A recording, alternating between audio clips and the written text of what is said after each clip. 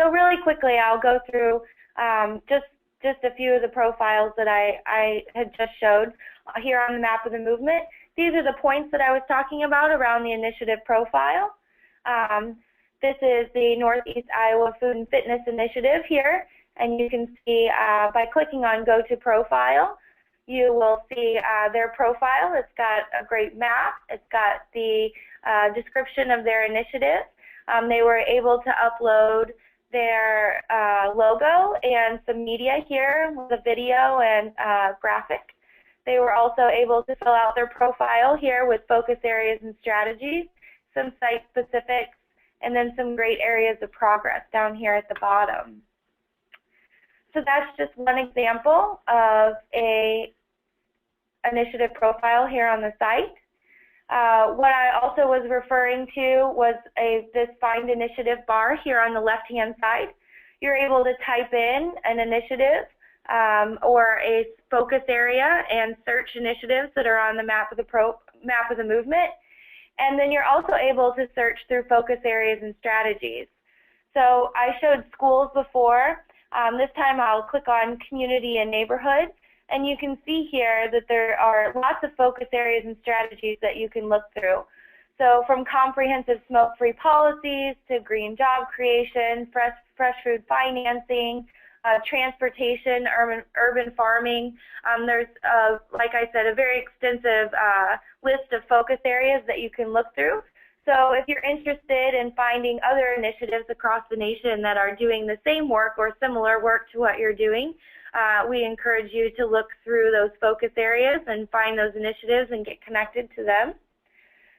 If you have an initiative in Iowa that you'd like to add to the map of the movement, you can use this Add Initiative button here on the right-hand side, and it'll take you to the initiative profile form, so you can fill that out, and we'll get you added to the map of the movement.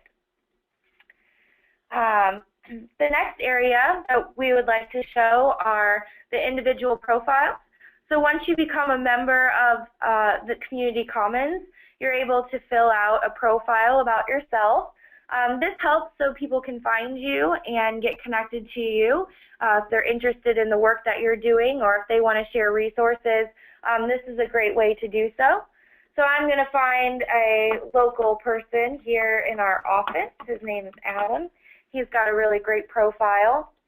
And you can see here that you're able to add a picture and you're able to see his profile if you click on the profile button right below his picture. And this is the information that the individual profile that will ask you for. You're able to include websites, a little bit about yourself, initiatives you're involved in, and that connects to those that are on the map of the movement, as well as your interests that are also aligned with those focus areas on the map of the movement. So for example, Adam is very interested in community gardens. So if we click on community gardens here, we're able to pull a list of all of the members on Community Commons that are also interested in community gardens.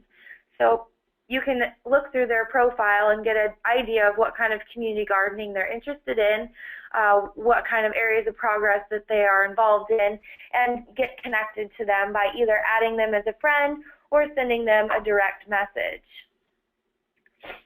Before we go to the next section, let's just take a quick look at the questions and see if there's any that directly relate to the map of the movement here before we move on to the next section. Let's see. Okay, looks like we're good.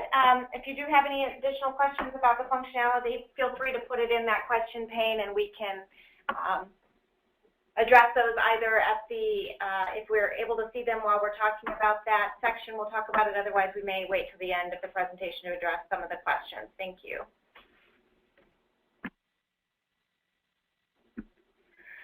Okay, the next area of the site is around our Engage component. And we have a few things that might be of interest to you. We've got some feature stories that you're able to look through. These are updated on a regular basis. And this is featuring one of the initiatives on the map of the movement.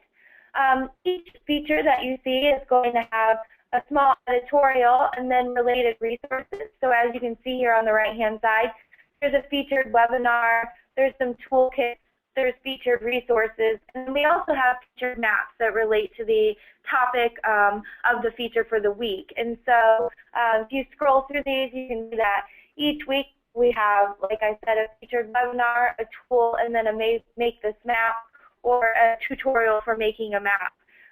So these are a great resource, as is our news section. So each day we curate news around the Healthier Communities movement. And so this is a great place to find information as well. So for example, if you're looking for information on urban agriculture, you can type in urban agriculture here, and you're going to get results not only for the people who are interested in urban agriculture, which you see right here at the top, but you'll also see that we have a group conversation around urban agriculture. And then we have news and features that have been curated around urban agriculture. So this is a great place to start if you're just trying to find out some information about what's on the site around a specific topic. The next part of the site is we have groups. Just like I said, we have a group around urban agriculture. We have several other groups as well. One of our most popular groups right now is our Way to the Nation group. Those of you who are familiar with Way to the Nation, it is a documentary series that was put forth by HBO around the obesity epidemic in America. And we've been working in conjunction with HBO, IOM, and Kaiser Permanente to facilitate some dialogues here on Community Commons. And as you can see, there's lots of posts and information around Way to the Nation. We also have some documents that have been shared from those who have done screenings in their community. So you can see here that a couple of people have put up agendas and some screening press releases and a screening flyer.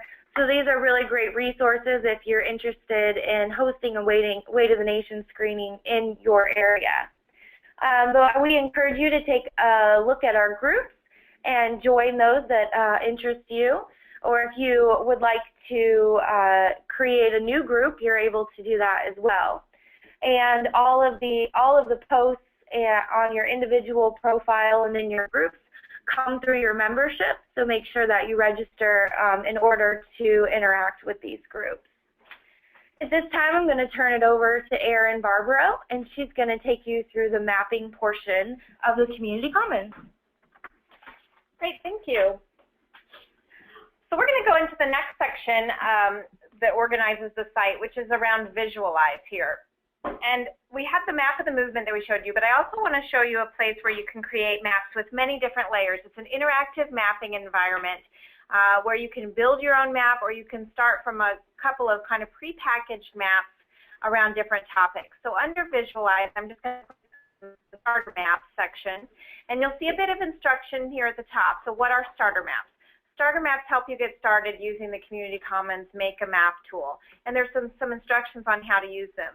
You pick a map that interests you, we'll open it up, and then we'll zoom it to the location we're interested in. At that point, we can continue to customize it, and I'll show you a little bit about how to do that.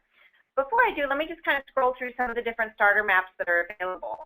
We have maps around access to healthy food and health care, health professional shortage areas, and medically underserved populations, access to healthy food that's overlaid with predominant race and ethnicity, percent of workers biking or walking to work, access to affordable foods, and the list goes on.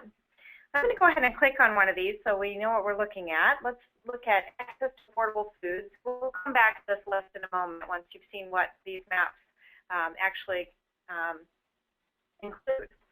So this one around access to affordable foods will open. It's zoomed to Louisville, but on the right-hand side of the screen, you have a bit of description about what's here. So the map includes, we can also look at the legend here, but the map includes farmers market locations in these orange squares, Supplemental Nutritional Assistance Program or SNAP retailers as purple dots, and then schools eligible for free and reduced price lunch. We've got these red areas indicate food deserts. And then the green shading indicates the percent of population below poverty level according to the American Community Survey estimates. Now, to make this map relevant to us, we're going to zoom it to another location. So I'm just going to type in a location in Iowa here, and we'll see what this looks like. So this is Fort Dodge, Iowa. You can see the same layers are all included in this, so we've just customized it for our location. Again, we have those farmers market locations, the SNAP retailers, the food desert census tracts, etc. So we can customize this a little bit. So zooming or scrolling down here, I'm able to actually turn layers on and off. So if I want to remove those food desert census tracts from my map, I can simply uncheck the box under the show column and refresh my map. Additional functionality includes labeling. So if I wanted to go ahead and label this farmers market location, I can do that here. And let's say I was curious about what the actual source of this data is. I can click on the info button next to any of these data layers to learn about them. So this particular data set comes from a national list from the U.S. Department of Agriculture. It's a farmers market directory that we pull data from. So that's what that data indicates. Some other tools that you can explore here, there's ability to actually customize what your points look like. So if you wanted those SNAP retailers, for example, to be a different color, let's go ahead and show how you could do that. So I'm just going to go and change my legend, and I'll just choose the SNAP authorized retailers, and I'll just click on that color and actually zoom down, and I'll just pick some other choice. I'll make it a little bit of a pink. Notice also you could change the symbol size if you wanted to, or even the symbol itself. And I'll go ahead and submit that. The idea here being that you can really customize this for your own needs. Once you've created the map and explored all the other tools here, there's even some analytic tools, including radius summary and spatial summary, etc. You can actually go ahead and save your map as an image. So this is ready to be saved and dropped into perhaps a grant application, a PowerPoint presentation, or even an email to a colleague. There's also a print feature and the ability to customize the map. So notice as I hover over this plus sign here, I can add additional data layers to the map and further customize that. And I'll show you how in a moment. But let's go back to the starter maps and take a look at another one.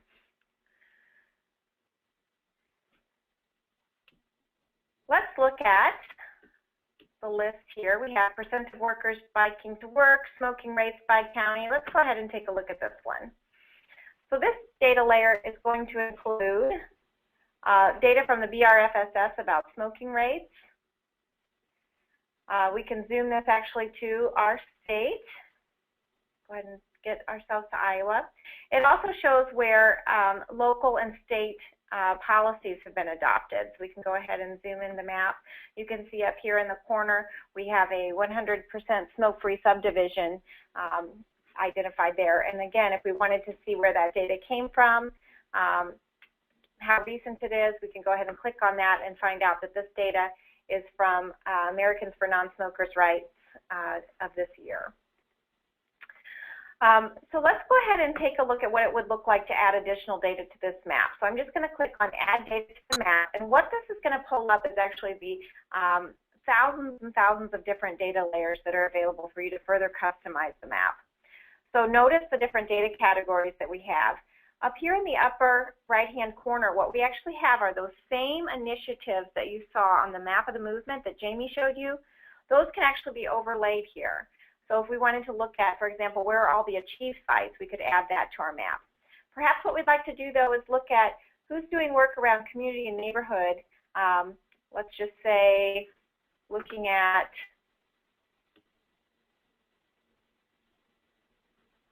community gardens, for example.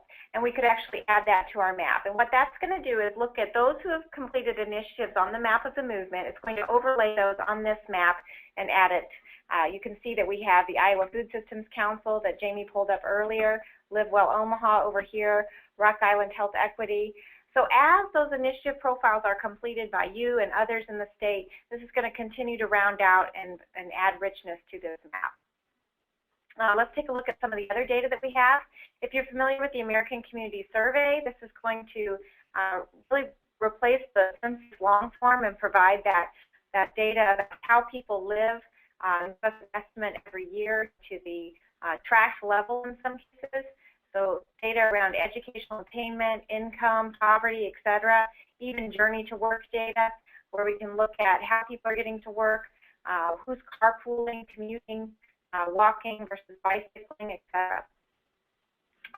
Data around economic and income, so as you start to kind of build that story and look at how other socioeconomic indicators might impact the health of your communities, you can start bringing in some of these other data sets here. One interesting data set is here under food security, or a series of data sets rather. We looked at already the farmers markets and food assistance locations.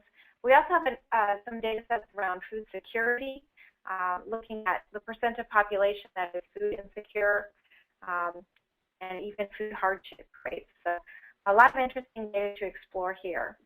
So the reason I show you this is simply to show that you have the ability to actually continue to customize those starter maps and add additional data layers to make them more meaningful to you.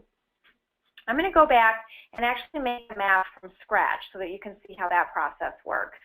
So remember, we first looked at the starter maps under Visualize, which was this choice. And those were kind of prepackaged around a couple of different themes to get you started, and you can zoom them anywhere in the country. If I choose the first option here under Make a Map, this is really where I can build a map from scratch. So this is going to be a blank slate, an empty map, and I can add anything I'd like. So I'm just going to create a real simple map here, looking at some data under the health category here. And we have data from the county health rankings and community health status indicators, lots of different sources. But let's just look at something around obesity and diabetes. And I'm going to just grab, whoops, mouse is reversed for me. Go ahead and grab percent change in adult obesity rates from 2006 to 2009 from the CDC. And notice my map area is set to the United States. I can leave it that way and zoom in when I open my map, or I can change it here. So I'll go ahead and change it so that my map zooms right to Iowa. Go ahead and close that here. Before I leave this section, just want to point out there is a search data section here where you can actually plug in a keyword and see what data is returned. It might help in terms of knowing where some of the data might be categorized. I'll go ahead and click Make a Map here. And my map will load. It'll be zoomed to Iowa, and I'll just show you how easy that is to go ahead and further customize it. So again, we're right back where we started with the starter maps. It's just that we had a blank slate to select the data that we were interested in.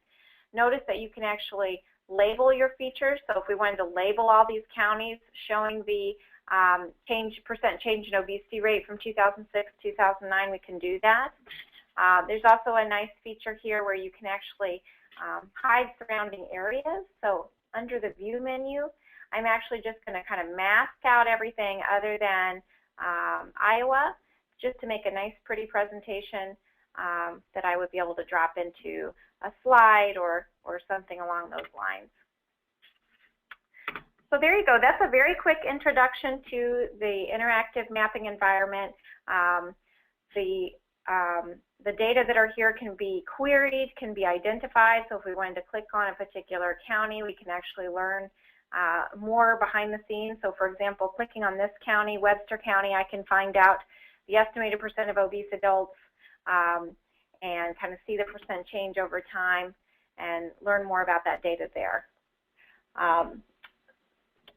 With that, I'm going to show you a little bit more about some of the other features on the site to help you get started using the Community Commons. I'm going to go up here to the Help tab. And here you'll find a couple great resources to get started. We have some welcome videos, an introduction about the Community Commons, a tour of the Community Commons, as well as a video around how to make a map. And then once you've made a map, how to navigate through the mapping environment. We have a short video around saving and printing a map. And finally, we have an exercise that will lead you through creating a map from scratch and teach you some basic functionality. Just a step-by-step if that's helpful to you. Over here on the right, you'll see areas where we can help you. We do office hours weekly. You can always send us an email, or you can click on this feedback tab here, and it will go to our team, and we can answer any of your questions. We're always happy to hear feedback in any way about how you find the site, what would be more helpful to you, any changes we could make, or what you do like. There's also an FAQ link up here at the top of the page. And this will tell you about the Commons in general, how you can use each of these 4 components that we showed you today, how to connect through initiatives and groups, how to engage through news and features, visualize with the mapping tools, and how you can identify support. I'm going to take a moment and go back to the slides here because I have a couple kind of tasks for you guys as you're looking at this.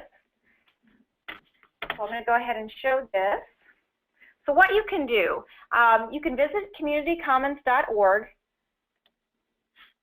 You can register for a free account. That isn't essential. You can certainly use the site without registering, but the mapping tool that I showed you does require registration, and that great social connection feature that Jamie showed you will not be available unless you register for an account.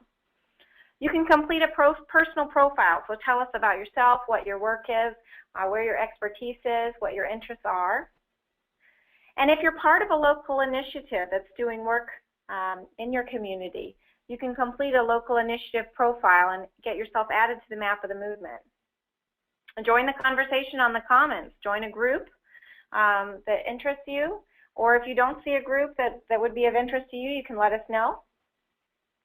So how to do some of these things. Here on the Community Commons, this is where you can register. This is on the home page. Just click the register button and complete the personal profile.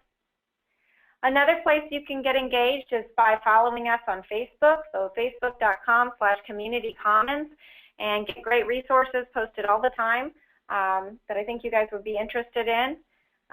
Good news stories, webinar opportunities, funding opportunities, a whole myriad of resources there. If you're on Twitter, you can follow us on twitter.com/communitycommon with no S and get some information there. If you do have any questions, a couple of, we'll certainly check our questions pane, but the info@communitycommons.org goes to our broader team, and anyone would be able to answer your questions there. If you have specific questions for Jamie or myself, you can email us at those email addresses here. And I'm going to leave that up for a moment while I check the questions pane on our screen.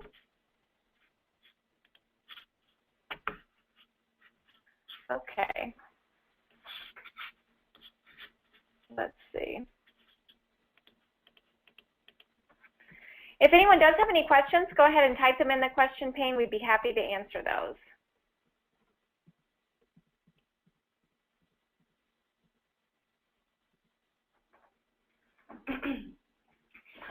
While we're waiting for questions, this is Jamie. I just wanted to let everybody know that we do, in that help section that Erin showed you, we do have office hours once a week, and we would be happy to, if you're having trouble finding a data set or making a map look a particular way, or just anything with the map room or the site, we would be happy to help you during those office hours.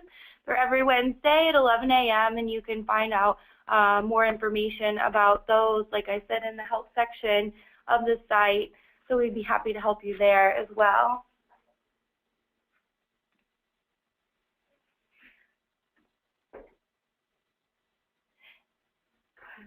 Just wanted to thank Louise for helping to organize this webinar. She encountered the Commons and reached out to Jamie with a couple of questions and really thought that the broader group in Iowa would really benefit from this webinar, so we certainly appreciate that. And if you do have any questions as you kind of think about it and explore the site, again, you can certainly contact us. Let me zoom this up a little bit so those emails are still available as I look at my questions pane. So there is a question here, is the mapping function limited to data available on the site, or can you add your own data? That's a great question. We are able to integrate data on some of our other sites. This free mapping utility that we have out right now does not include the data integration.